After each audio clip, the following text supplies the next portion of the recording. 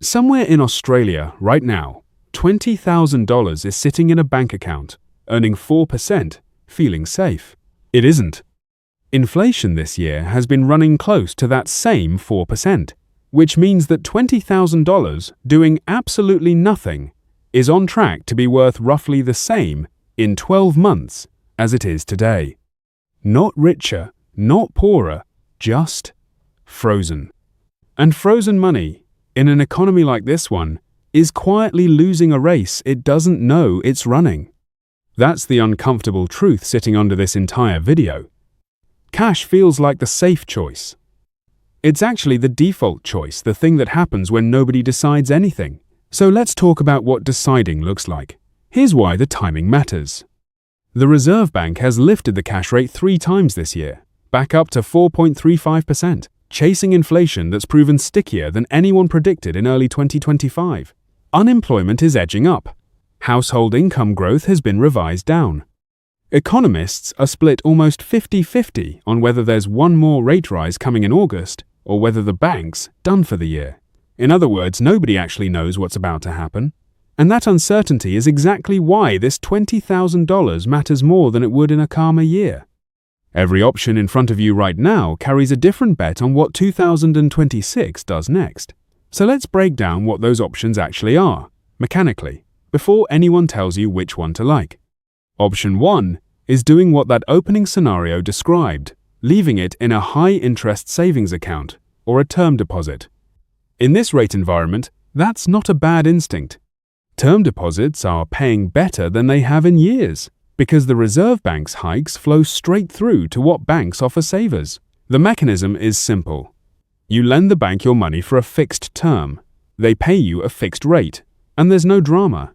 The catch is the one we already covered. If inflation and your return are roughly equal, you're not building wealth, you're preserving it, which is a real, valid goal. It's just not the same goal as growing.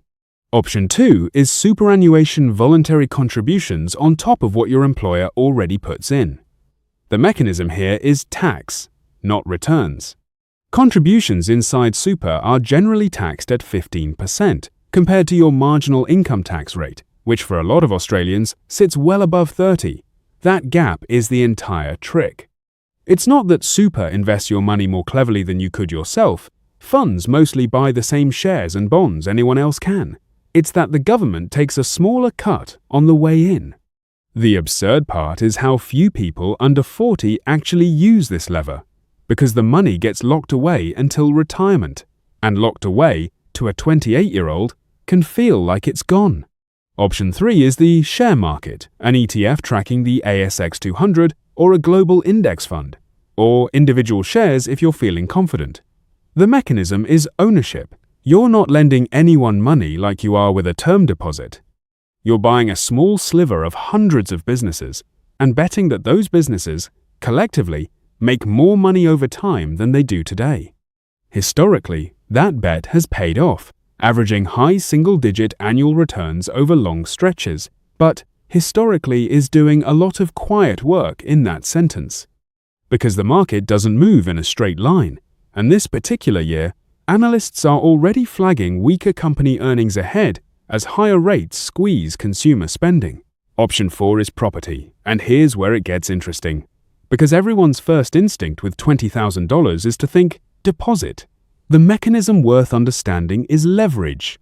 $20,000 as a 5% deposit lets you control an asset worth $400,000. If that property rises in value, your return is calculated against the whole $400,000, not just your $20,000. That's the appeal. It's also the risk. Working in exact reverse, a small fall in property values becomes a much larger fall in your actual equity.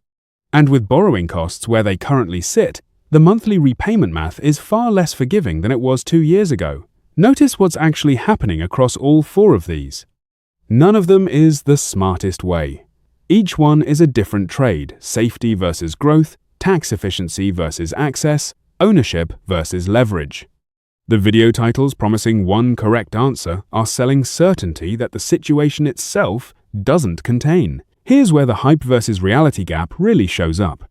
Online, the loudest voices push the share market or property as if they're guaranteed wealth machines, quietly leaving out the years those same assets went sideways or backwards.